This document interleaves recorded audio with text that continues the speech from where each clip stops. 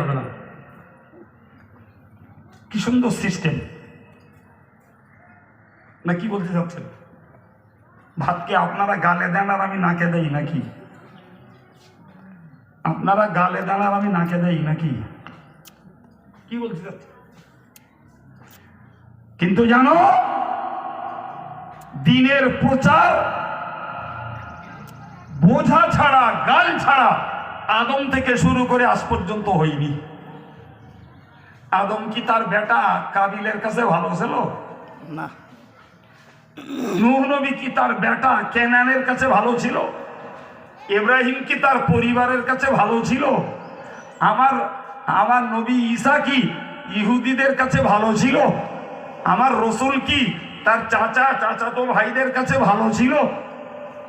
হ্যাঁ, আমি নবীদের সুন্নত আদায় করব, তা লোকে আমারে একেবারে আরেঞ্জেস্টে মত নলে গুছিয়ে রেখে দেবে। ই আবার হয়, কি হয়? দুটো গাল দেবে, কাফের বলবে, বেঈমান বলবে, জাহান্নামের গর্তটা তারা ভর্তি করে দেবে, আর একদল জান্নাতের জায়গাটা দখল করে নেবে। এই তো দুনিয়া নাকি? সম্মানিত ভাইরা আমার, ভালো করে মনে রাখুন, আমার আল্লাহর নবী বললেন, কিয়ামতে তোমাকে একটা কদম তুলতে দেয়া হবে না যতক্ষণ পর্যন্ত তুমি কোথা থেকে তোমার লাইফে রোজগারটা করেছো ওর জবাবটা তুমি না দেবে। এখন ধরে নেন একজন মানুষ খেটে খুটে হাতের কাজ করে, মজদুরি করে, ভ্যান চালিয়ে, মাঠে জম দিয়ে, কিংবা বৈধ ব্যবসা করে, বৈধ চাকরি করে, কিংবা সেলাইয়ের কাজ করে ও রোজগার করছে। ওখানে ওর ফাঁকিবাজির কোনো জায়গা নাই। ওর রোজগারের জবাব আল্লাহকে যেমন দেবে, ঠিক ততই বছর যে লোকগুলো লটারি কেটে, সুদ খেয়ে, ঘুষ খেয়ে, পরের জমি ফাঁকি মেরে, কিংবা মিথ্যা কথা বলে, প্রতারণা করে, চিটফান্ডের ব্যবসা করে, এভাবে যারা রোজগারের ডেভেলপমেন্ট করেছে, আপনি বলুন একেও তো ওই জবাব দেওয়াই লাগবে না? ঢাকা যাবে? আপনাদের বিবেক কি বলে যে একজন লোক খেটে খুটে বৈধ পথে রোজগার করেছে, জি, আর একজন লোক অবৈধ পথে রোজগার করেছে, বিবেক কি বলে? আল্লাহ খুশি হবে কার উপরে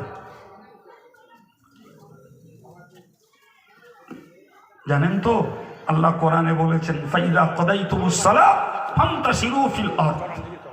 হে নামাজি, নামাজ কমপ্লিট, জমিনে ছড়িয়ে পড়ো। তোমার মাঠের কাজ, তোমার সেলাইয়ের কাজ, তোমার অফিসের কাজ, তোমার মজদুরির কাজ, তোমার ভ্যান চালানোর কাজ, চলে যাও। ওয়াবতাগু মিন ফাদলিল্লাহ, আল্লাহ পাক তোমার জন্য যে রিজিক রেখে দিয়েছেন ওটা এবার খোঁজো, সন্ধান করো। সুবহানাল্লাহ, সন্ধান করো, তবে সাবধান।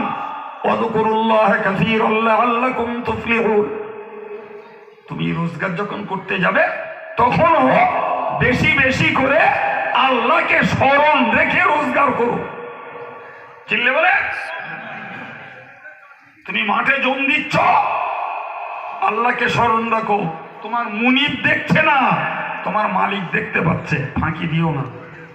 বাজারে মাল কিনতে গেছো, জাল নোটটা বোকা দোকানদারকে ধরিয়ে দিও না, ও বুঝতে পারবে না, তোমার মালিক দেখে রাখছে।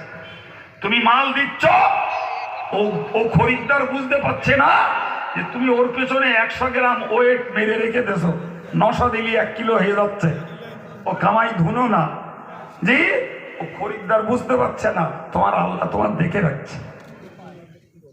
বুঝতে পারছেন না? জি, এই জন্য আল্লাহ বলেছেন যে রোজগারের সময় তুমি আল্লাহ স্মরণটা বেশি করো। সুবহানাল্লাহ বলেন, যাতে তোমার রোজগারের ভিতরে অবৈধ কিছু ঢুকে না যায়। লাআল্লাকুম তুফলিহুন, নিশ্চিত তুমি সফলতা লাভ করবে। আর একটু চিল্লে বলে কি, তাহলে কি বোঝা গেল? ইসলাম যেমন নামাজ পড়তে উৎসাহিত করেছে, তেমন হালাল রোজগারে ওই রকম উৎসাহিত করেছে।